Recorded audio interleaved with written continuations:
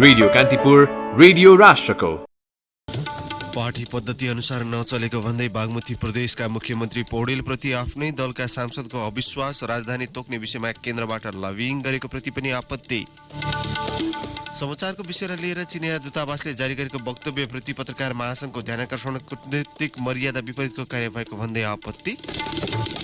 राष्ट्रिय गौरवका आयोजनाहरूको संख्या घटाउनु पर्ने सांसदहरूको जोड, आयोजना कार्यान्वयन पाटो चुस्त बनाउन आग्रह। अफवाह तथा गलत समाचारप्रति प्रतिबन्ध लगाउने सिङ्गापुरको नयाँ कानुनप्रति सामाजिक सञ्जाल फेसबुकको आपत्ति। र प्रिमियर लिग फुटबलको पछिल्लो खेलमा म्यान्चेस्टर सिटी विजयी, पराजित वेस्ट ह्याम रेलिगेसन जोनमै।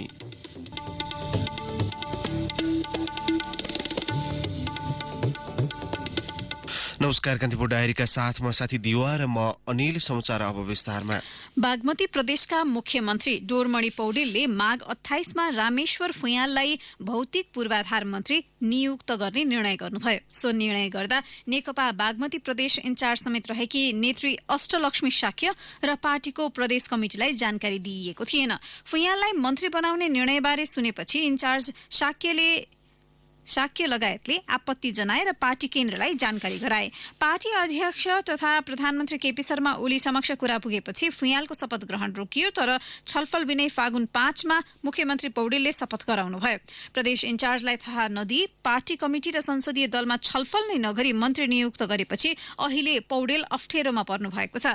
संसदीय दलका अधिकांश सांसद, प्रदेश इन्चार्ज शाक्य, प्रदेश पार्टी कमिटिका अध्यक्ष नारायण दाहाल लगायत नै पौडेलको कामप्रति असन्तुष्ट छन्। उनीहरूले मुख्यमन्त्री पार्टी कमिटी भन्दा बाहिरबाट र माथिको आदेशबाट एकलौटी चल्न थालेको भन्दै आपत्ति जनाइरहेका छन्। प्रदेशको नाम र राजधानी तोक्ने विषयमा केन्द्रबाट निर्णय गराउने लबिङ गरेकोमा पनि सांसद र प्रदेश कमिटिका नेताहरूले असन्तुष्टि जनाएका थिए। नाम बागमती र राजधानी हेटौँडा राख्ने निर्णयमा सांसदहरू सहमत नभएपछि केन्द्रले हस्तक्षेप गर्नु परेको थियो। यसअघि पनि पौडेलले प्रदेशलाई बाइपास गरेर आफ्नो ढंगले निर्णय गर्ने गरेको र बजेट विनियोजनमा एकलौटी गरेको आरोप नेताहरूले लगाइरहेका थिए। प्रदेशको नामाकरण पछि पनि पौडेलले कार्यशैली नसुधारेपछि प्रदेश कमिटिमा कलह बढेको छ।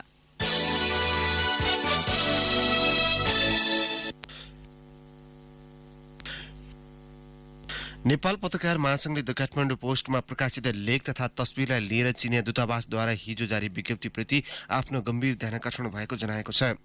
महासंघले प्रकाशित सामग्रीप्रति गुनासो गर्ने वा उजुरी दिने निकाय प्रेस काउन्सिल रहेको उल्लेख गर्दै कूटनीतिक निकायबाट विज्ञप्ति मार्फत पत्रकारलाई धम्की दिनु र लाञ्छना लगाउनु निन्दनीय रहेको जनाएको हो। महासंघले विज्ञप्ति जारी गर्दै पत्रकारको संवैधानिक अधिकारको सम्मान गर्न चिनिया दूतावासलाई आग्रह समेत गरेको छ। यस्तै विभिन्न सञ्चार माध्यमका सम्पादकहरूले पनि पत्रिकामा प्रकाशित सामग्रीलाई लिएर चिनिया दूतावासले कूटनीतिक मर्यादा विपरीत विज्ञप्ति जारी गरेको भन्दै आपत्ति जनाएका छन्। उनीहरूले हिजो वक्तव्य जारी गर्दै प्रेसमा आएका सामग्रीप्रति असहमति राख्ने र त्यसको खण्डन गर्ने व्यक्ति वा संस्थाको अधिकारको सम्मान आफूहरूले गर्ने, तर कुनै विचार वा समाचार प्रकाशन गरे बापत सम्पादकको नामै उल्लेख गरी लाञ्छित गर्ने र धम्की दिने कार्यप्रति आफूहरूको असहमति रहेको प्रश्न पारिएको छ। सम्पादकहरूले नेपालको संविधानले पूर्ण प्रेस स्वतन्त्रताको ग्यारेन्टी गरेको र त्यसको रक्षा गर्न आफूहरू प्रतिबद्ध भएको पनि वक्तव्यमा उल्लेख गरेका छन्। दूतावासले हिजो मंगलबार विज्ञप्ति जारी गरी द काठमाडौँ पोस्टमा सोही दिन प्रकाशित एक लेखको तस्बिरप्रति आपत्ति जनाएको थियो। प्रकाशित तस्बिरले चीन विरुद्ध द्वेष फैलाउने दूतावासको टिप्पणी छ।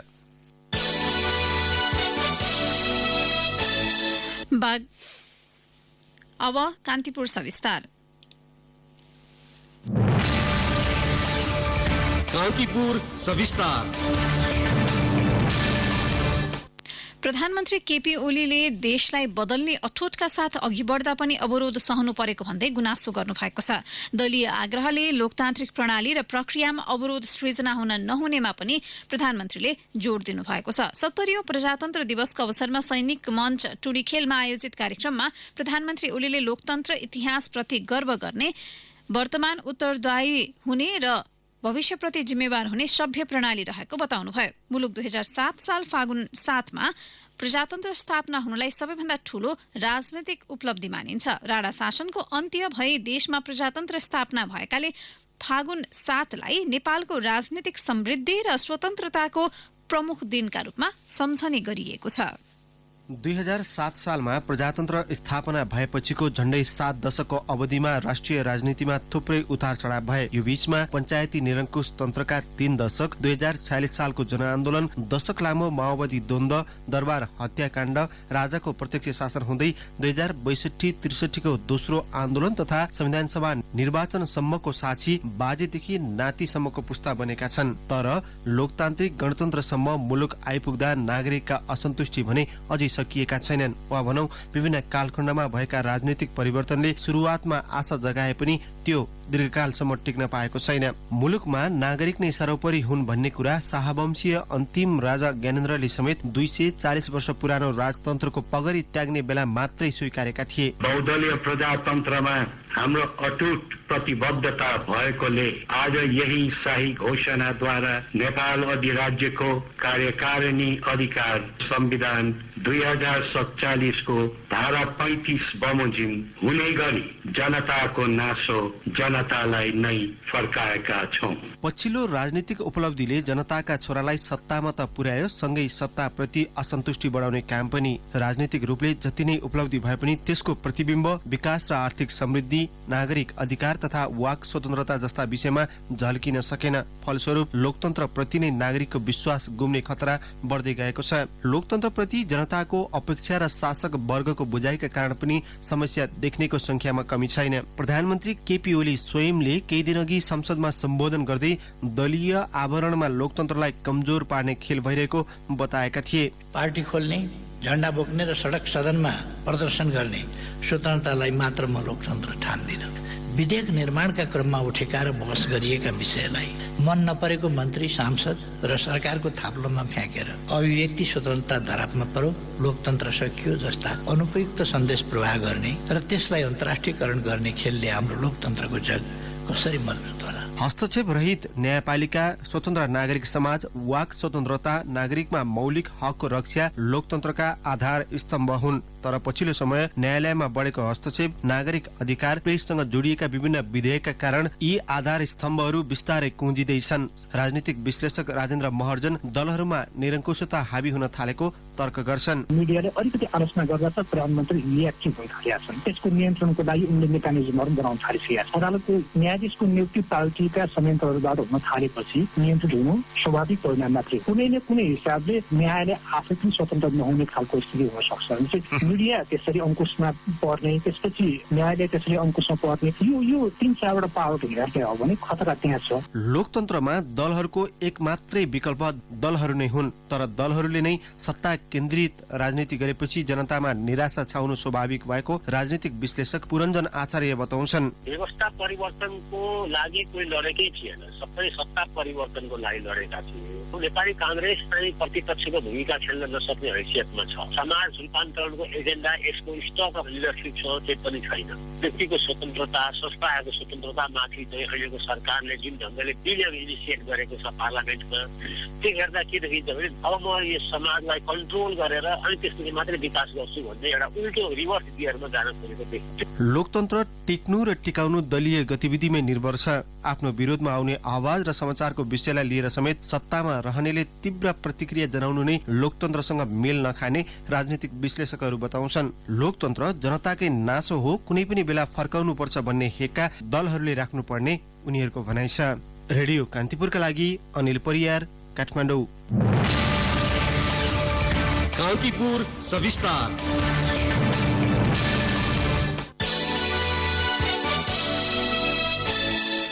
संघीय संसदका 4वटा अधिवेशन भइसक्दा नेकपा सांसद पाल्देन छेपाङ गुरुङ शून्य समयमा एकपटक पनि बोल्नु भएन। शून्य समयमा पृष्ठभूमि बताउँदै समय पुग्दैन, विशेष समय मागेर बोल्नुपर्छ। उहाँले भन्नुभयो, भौगोलिक रूपमै विकट एवं हिमाली जिल्ला मनाङमा विकास, निर्माण, शिक्षा, स्वास्थ्य थुप्रै समस्या छन्, तिनलाई उठाउनु शून्य समयले पुग्दैन।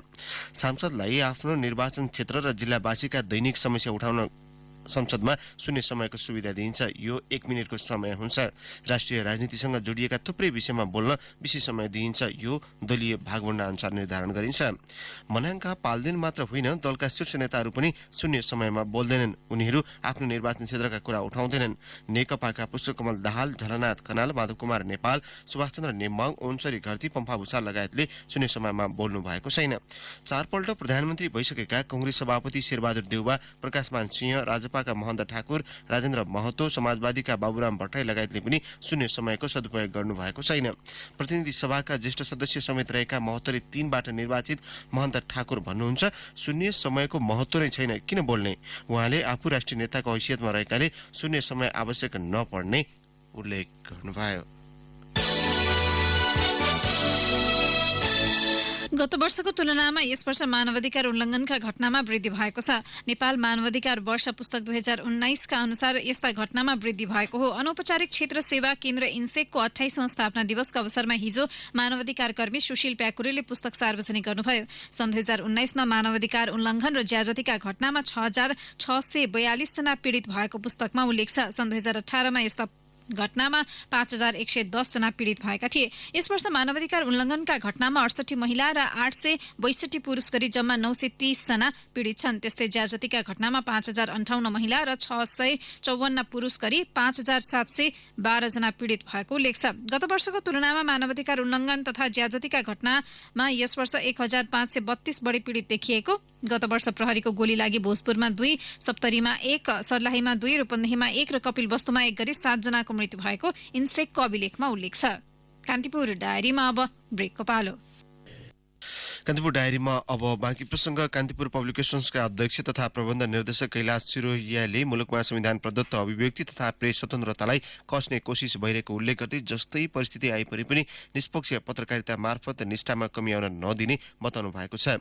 उहाँले भन्नुभयो, मुलुकमा नयाँ संविधानको घोषणा र स्थायी सरकारको स्थापनापछि सञ्चार क्षेत्र अझ राम्रोसँग फुल्ने र फस्टाउने हाम्रो बुझाइ हो, तर त्यस्तो भइरहेको देखिँदैन। खास गरी यो बीचमा विभिन्न अनुदारवादी नियम कानूनहरू ल्याएर संविधान प्रदत्त अभिव्यक्ति तथा प्रेस स्वतन्त्रतालाई कस्ने कोसिस भइरहेको उहाँको भनाइ छ। यसैबीच कान्तिपुर पब्लिकेशन्सको 27औं वार्षिक उत्सवको अवसरमा वर्षभरि उत्कृष्ट काम गर्ने विभिन्न विभागका 12 जना पत्रकार तथा कर्मचारी पुरस्कृत भएका छन्। कान्तिपुर दैनिकका वरिष्ठ उपसम्पादक जनकराज सापकोटाले यो वर्षको उत्कृष्ट पत्रकारिता पुरस्कार प्राप्त गरे। प्रदेशतर्फ गण्डकी ब्युरोका संवाददाता दीपक परियाललाई उत्कृष्ट पत्रकारिता पुरस्कार प्रदान गरियो। नेपाल साप्ताहिकका संवाददाता जनक नेपाल र साप्ताहिक नारीका संवाददाता महेश तेमिलसिन्हाले पनि उत्कृष्ट पुरस्कार प्राप्त गरे। लेआउट डिजाइनमा काठमाडौँ पोस्टका राजकुमार पौडेल, इलेक्ट्रिसियनमा हरिराम सापकोटा, आइटी विभागबाट मनोज कर्मचार्य, फाइनेन्सका तर्फबाट सन्तोष बस्नेत, मार्केटिङका तर्फबाट विवेक राजथला, प्रेसबाट सुनिल कुमार सोनकार, सर्कुलेसन विभागमा सुरज भण्डारी र रमेश भट्टले पनि उत्कृष्ट पुरस्कार प्राप्त गरेका छन्। प्रोत्साहनतर्फ सुदूरपश्चिम प्रदेश ब्युरोका संवाददाता वसन्त प्रताप सिंह पुरस्कृत भएका छन्। मानव संसाधन विभागका वर्षा थापा, सुरक्षा गार्ड हरिप्रसाद नाकन, सहयोगी गीता देवी राणा मगर, डिजाइन लेआउट विभागका रामकृष्ण श्रेष्ठ, क्षेत्रीय कार्यालयहरूका कृष्ण पराजुली भरतपुर, हरकृष्ण घिमिरे पोखरा, सखिन हलवाई नेपालगञ्ज र शान्ति बस्नेत विराटनगर पनि प्रोत्साहन पुरस्कारबाट पुरस्कृत भएका छन्। यस्तै रेडियो कान्तिपुरका तर्फबाट समाचार विभागमा उपसम्पादक प्रकाश पाठक, कार्यक्रम उत्पादक शुभराज अधिकारी र इन्जिनियरिङ विभागबाट कृष्णहरि भण्डारी पुरस्कृत भए। नेपालमा हवाई सेवा सञ्चालन गर्न एयरलाइन्स कम्पनीसँग कम्तीमा 3वटा जहाज अनिवार्य हुनुपर्ने प्रस्ताव गरिएको छ।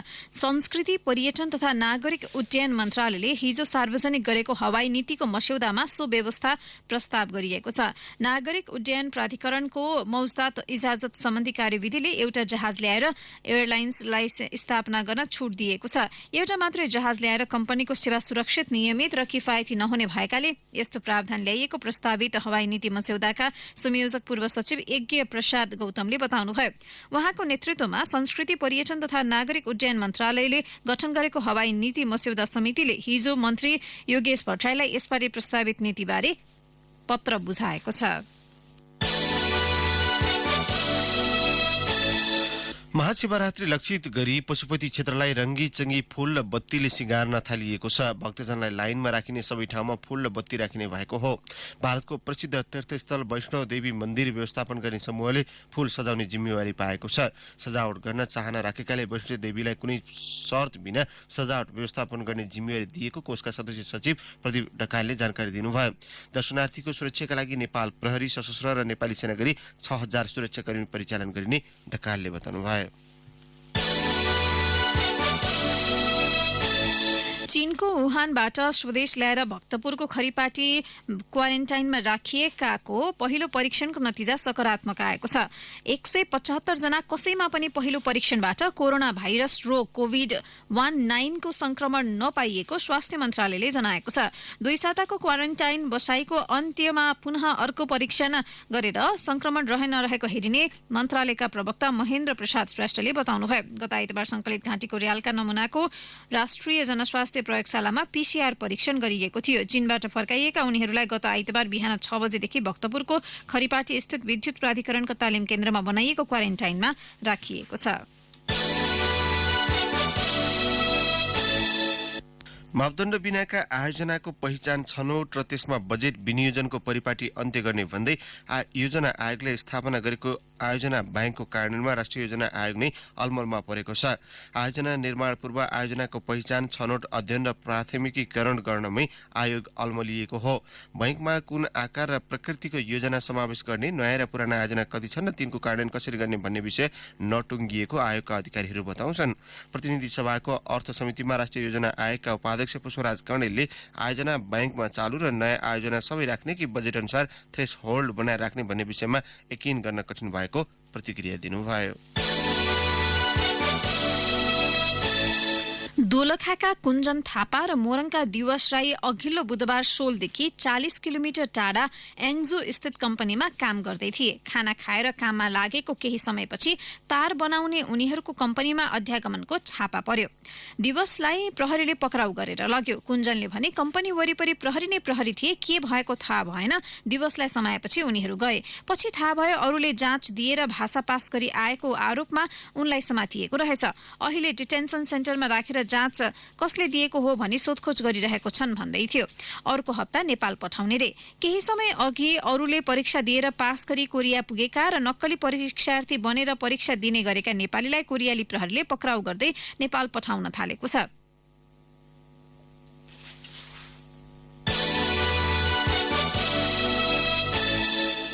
डाक्टर गोविन्द केसीले तोकिएको भन्दा बढी शुल्क असुल्ने मेडिकल कलेजको सम्बन्धन खारेजी गर्न माग गर्नुभएको छ। कुनै पनि बहानामा विद्यार्थीबाट बढी शुल्क असुल्ने मेडिकल कलेजको सम्बन्धन खारेज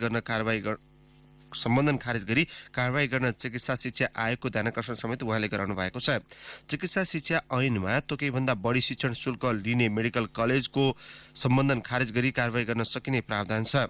केसीद्वारा जारी विज्ञप्तिमा भनिएको छ, अवैध रूपमा असुलिएको रकम फिर्ता गराउने वाचा सरकारले गरिसकेको छ, तर राजनीतिक दलका नेताहरूको मेडिकल माफियासँगको साँठगाँठ र संरक्षणमा विद्यार्थीहरूबाट करोडौं रुपियाँ असुल्ने प्रयास भइरहेको छ।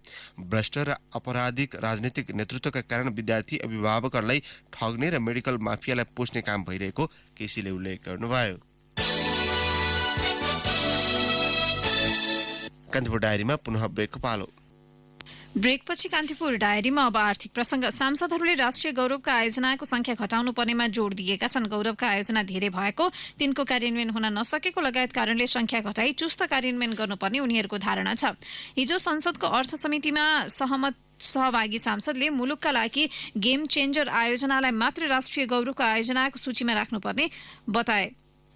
पूर्व अर्थमन्त्री सुरेन्द्र पाण्डेले भन्नुभयो, म 22 वटा गौरवका आयोजना हुनुहुँदैन भन्ने पक्षमा छु। यी मध्ये 4-5 वटालाई मात्र छानौं, अरूलाई सामान्य परियोजनामा कन्भर्ट गरौं। छानिएका परियोजनामा छोटो बाटोबाट अघि बढ्न सकिने उहाँको भनाइ छ।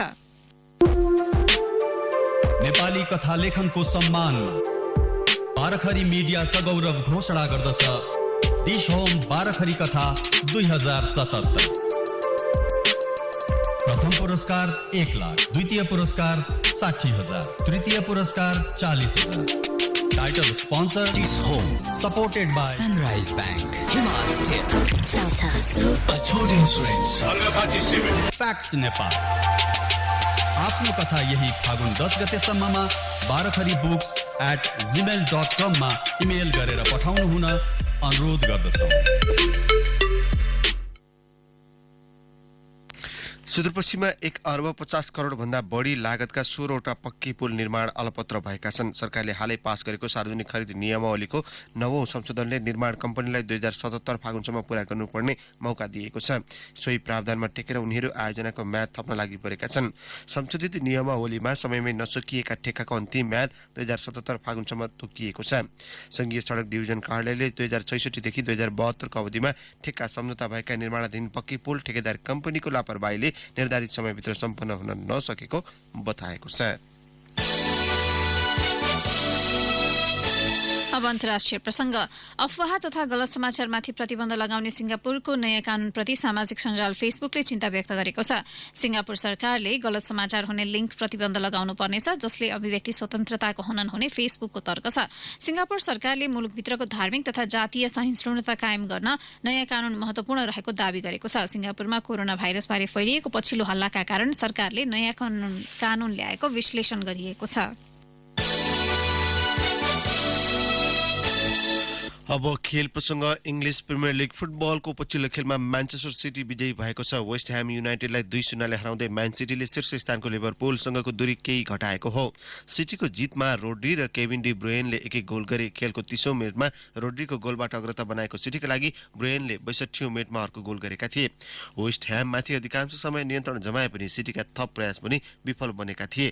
55 खेलबाट 51 अङ्क जोडेको सिटी लिभरपुलभन्दा 23 अङ्कले पछि परेको छ। 25 खेलबाट 24 अङ्क जोडेको वेस्ट ह्याम युनाइटेड भने रेलिगेसन जोनमा कायमै छ। अब मौसम सम्बन्धी जानकारी। काठमाडौँ उपत्यका सहित मुलुकका अधिकांश स्थानमा आज मौसम बदली हुने जल तथा मौसम पूर्वानुमान महाशाखाले जनाएको छ। पश्चिमी पहाडी भूभागमा हल्का वर्षा तथा हिमाली क्षेत्रमा हिमपातको सम्भावना रहेको महाशाखाले जनाएको छ। केही बेर अघि 10 डिग्री सेल्सियस मापन गरिएको काठमाडौँ उपत्यकाको अधिकतम तापक्रम आज 21 डिग्री सेल्सियससम्म पुग्नेछ। सूर्योदय केही बेर अघि 6:38 भयो भने सूर्यास्त भरे साँझ 5:58 हुनेछ। हवस् त प्रसङ्गसहित कान्तिपुर डायरीको यो बुलेटिन अहिलेलाई यहीँ सकिन्छ। हाम्रो अर्को बुलेटिन बिहान 8 बजे डेभलपमेन्ट एन्ड इकोनोमिक्स डायरी हुनेछ। तबसम्मको लागि कान्तिपुर डायरीबाट साथी दिवा र म अनिल बिदा माग्छौँ। नमस्कार।